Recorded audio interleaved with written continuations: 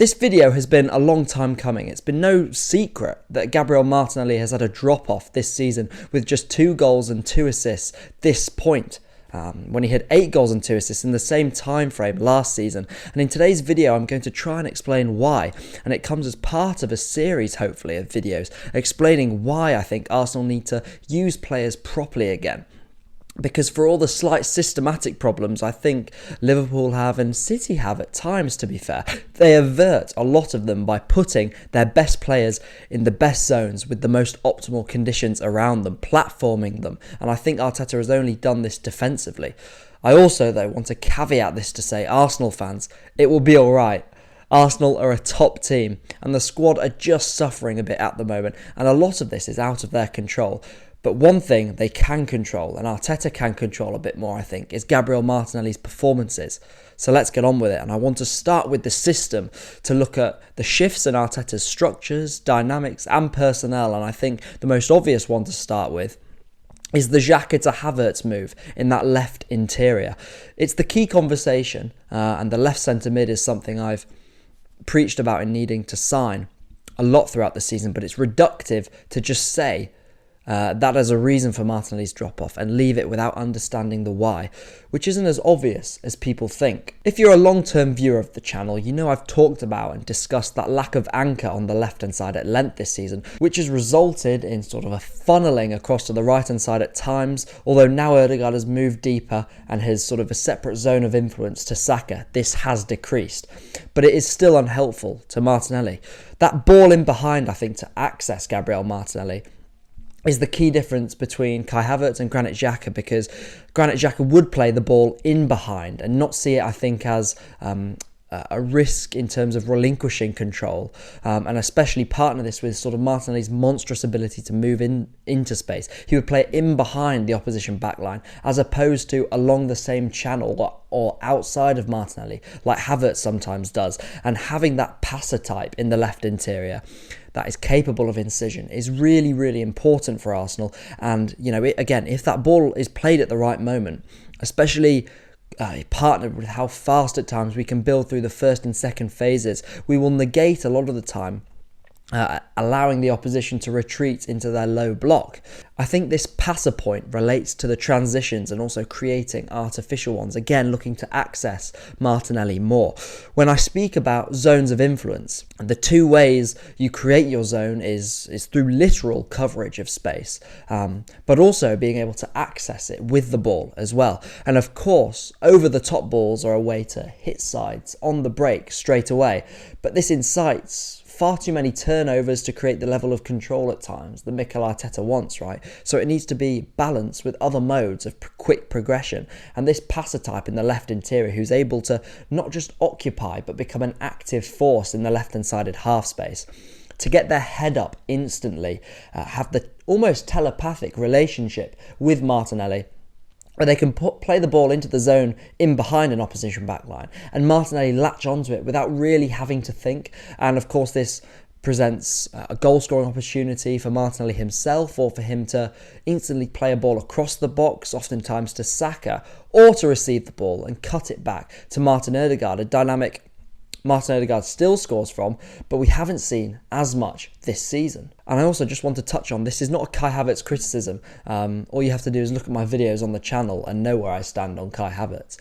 This is purely just to demonstrate how to platform Martinelli more optimally. And Kai Havertz fits into another one of these players who has the potential to dominate his zone that isn't maybe profiled and platformed in the correct way or the most optimal way right now. But moving back to these instinctive dynamics and sort of telepathic almost relationships, cohered relationships we touched on a lot between players, because it's definitely something that we're lacking at the moment, not really because of a lack of forward players or a lack of quality, but how we're conditioned to approach the game. And this is often influenced by sort of the players you have surrounding you.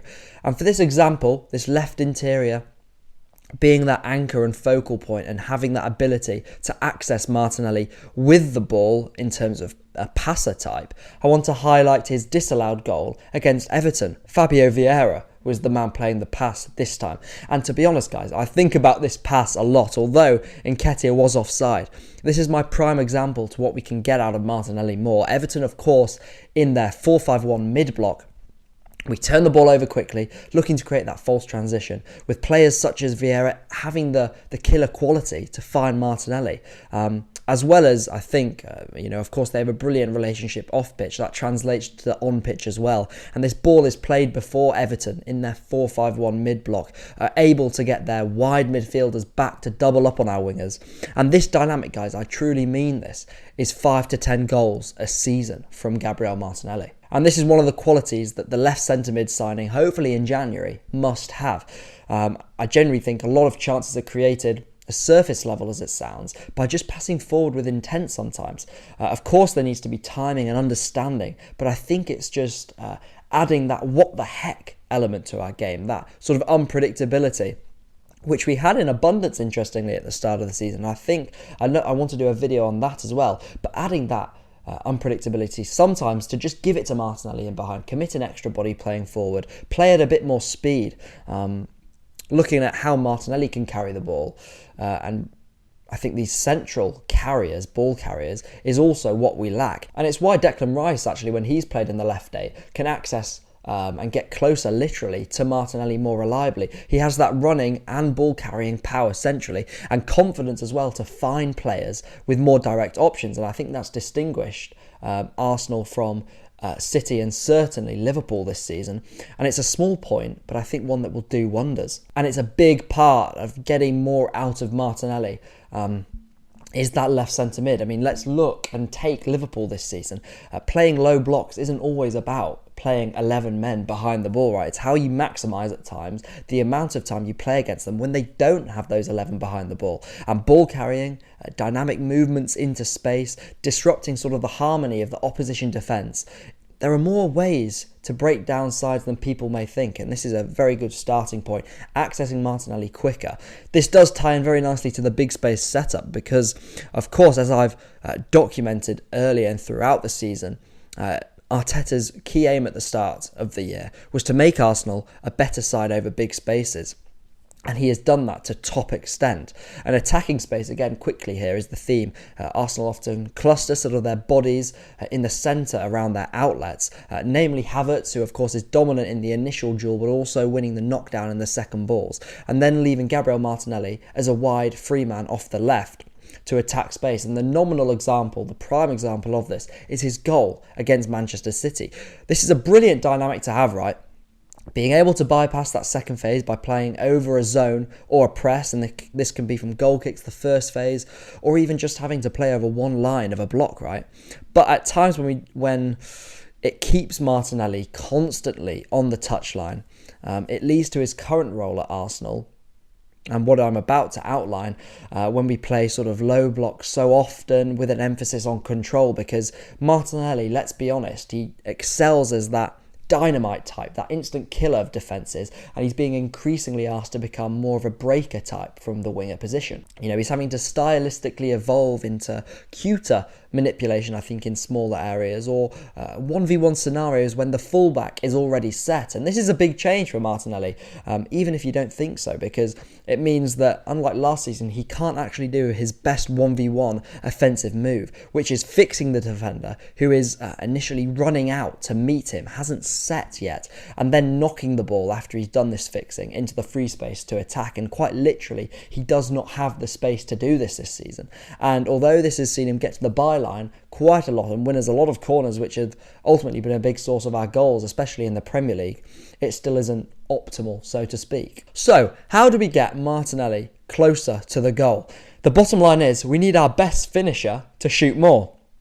And I think Martinelli has that potential really to be Arsenal's volume shooter, to take the burden off Odegaard, which still isn't his game ultimately, especially as he takes on that second phase role deeper now. But Gabriel Martinelli can be that volume shooter and have that devastating option for us in attack alongside Xhaka with that more creative gene. as a player who is platformed and given the right conditions to truly explode and align himself to the other output machines and sort of clinical forwards in the Premier League. Ironically, in terms of role and in terms of dynamics around Martinelli, they have changed in recent weeks, and it's one of those where, with a fully fit and mentally ready squad, and also a fully fit, in Martinelli's case, and fully confident Gabriel Martinelli, would probably be reaping the benefits. But the thing is, his confidence has been slashed now by sort of the role and the dynamics that he's found himself in that have been different this season to last year. And we have a player, look, at our disposal with top ball striking on both feet, normally decisive, an XG overperformer, a fast twitch player, suddenly doubting himself. And that means the changes that probably should have had effect of him in recent weeks, as he's got into more central positions, haven't had the effect that they should have on paper.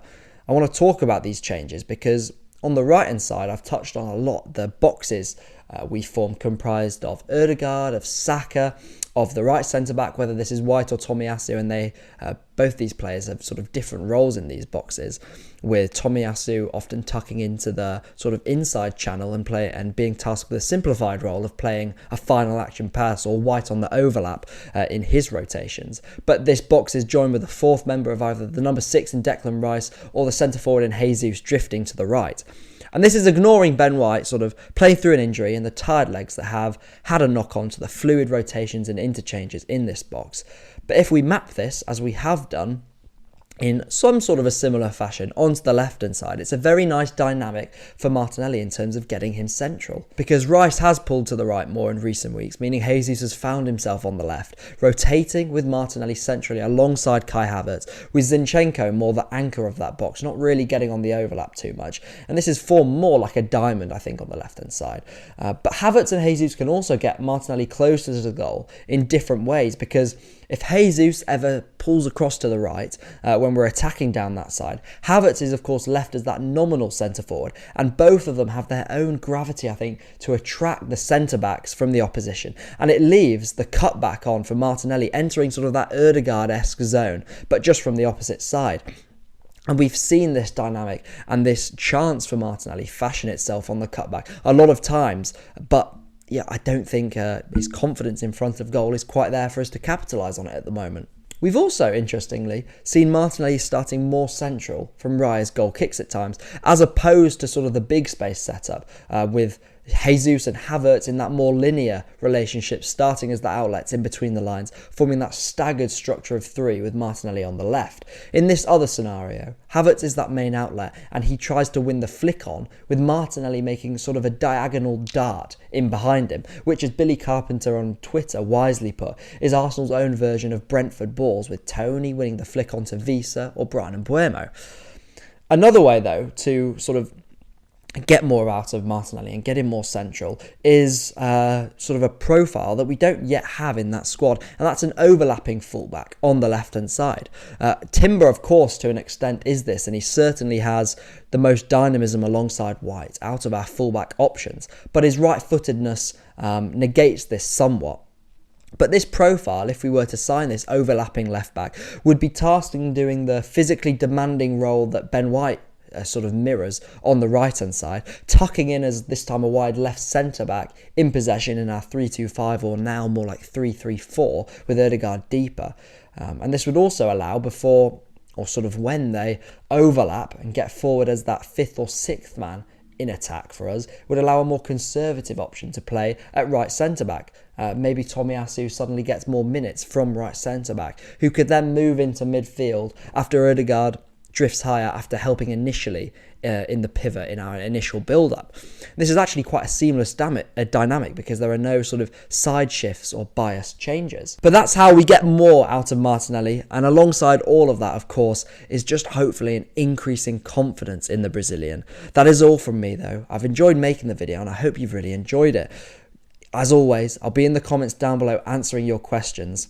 And as I've hinted at, I'm going to get on to more general questions of player profiling and Arteta's platforming of our most destructive weapons that I think this season has been a bit subpar. And it's how to get the most out of our players and get them into zones that they can absolutely dominate.